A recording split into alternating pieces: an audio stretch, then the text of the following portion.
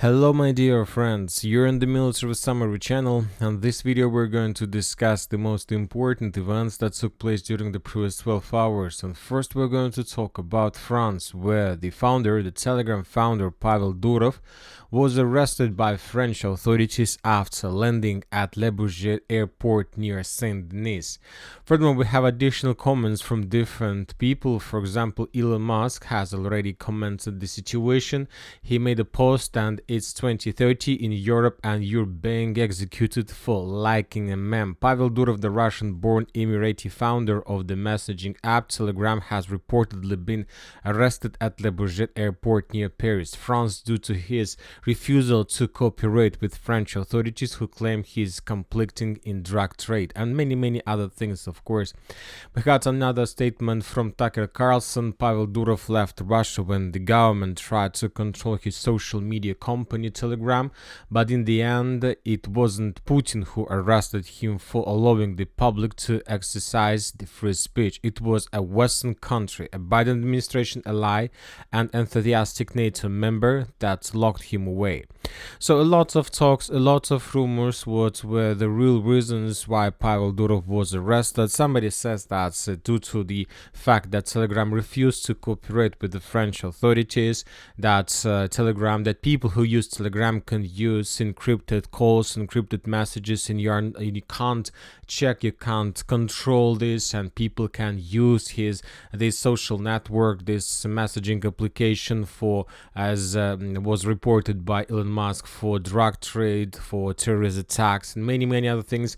Other sources are saying that he was arrested because lots of Russian very rich people invested significant money, lots of money in his cryptocurrency Ton, and after he was arrested the currency has already lost more than 13%, and obviously this cryptocurrency will continue losing. So it's like let's say act of the US administration sanctions against Russia. So a lot of talks, a lot of rumors, a lot of versions. One thing we can know for sure is, when talking about the connections with Ukraine, that the Russian soldiers and Ukrainian soldiers are using this Telegram messaging app, and of course if Western countries will get access to the messaging app, of course the Russians would be forced to find something else, to find another solution how to communicate between soldiers all along the line of combat contact. Now let's talk about Ukraine. We continue receiving updates from the Independence Day of Ukraine. Zelensky continues saying very bad words about Putin, and we see no reactions from Putin himself. Putin is a demon who is now bombing his villages. Simply bravo.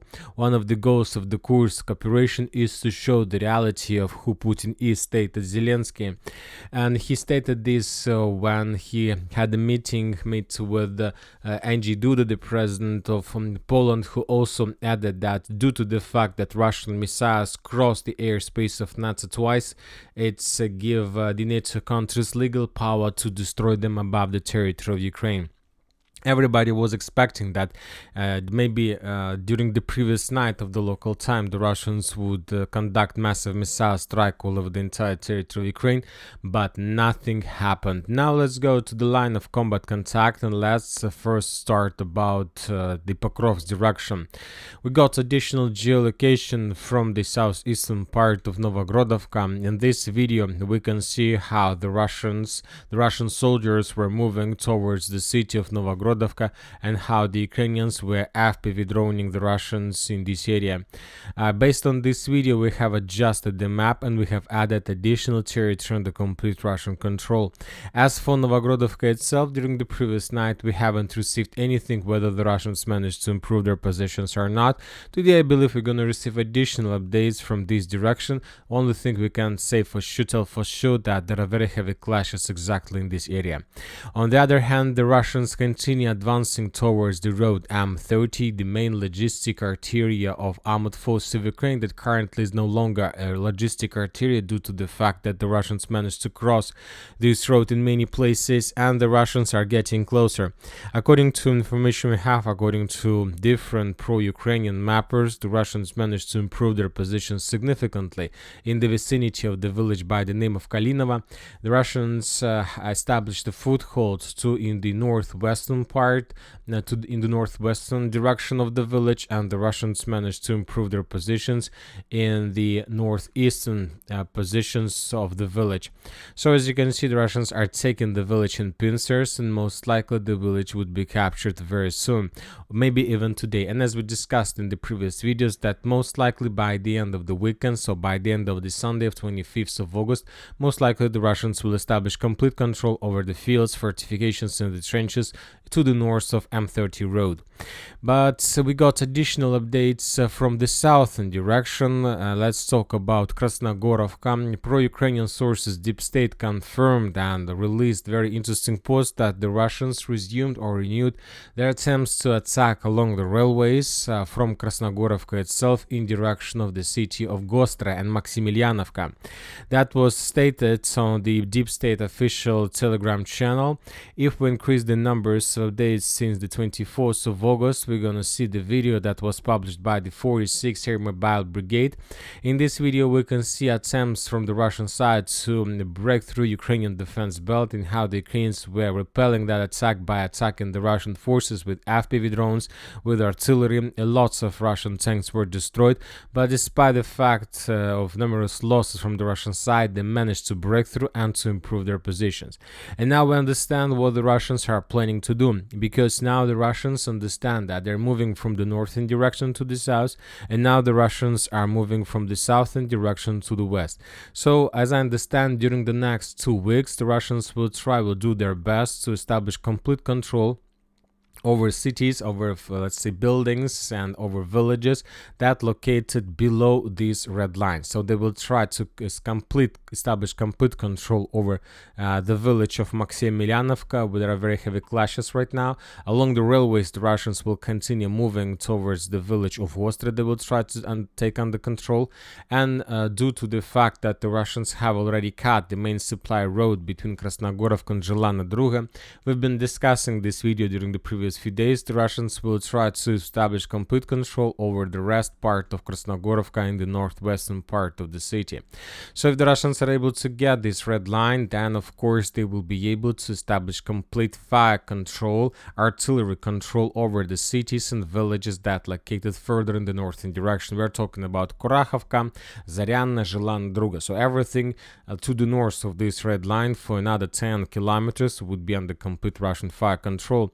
And if the Russians are planning to move, and they're planning, and if the Russians are able to move further in the southern direction from Kalinova to M30 road, and if the Russians are able to get this red line, let's say along M30 and along the cities of Memryk and the city of Karlovka, then the Russians would be able to create another cauldron for the Ukrainians who are currently located in the fields between Nivolska, Zhelana Persh and Zhelana Druga, and obviously this will force the Ukrainians to fall back, or they will appear in cauldron and will be destroyed.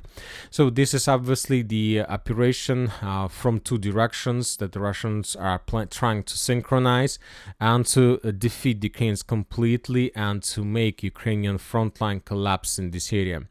Now let's move to the south Donetsk direction. We have additional updates from Vadiana. The Ukrainian sources published the video how they were FPV droning the Russian soldiers in the trenches and the fortifications in front of the coal mine. This video was geolocated. Some episodes of this video were geolocated exactly in this stronghold, and this video confirms that the Russians improved their positions and we have adjusted the map.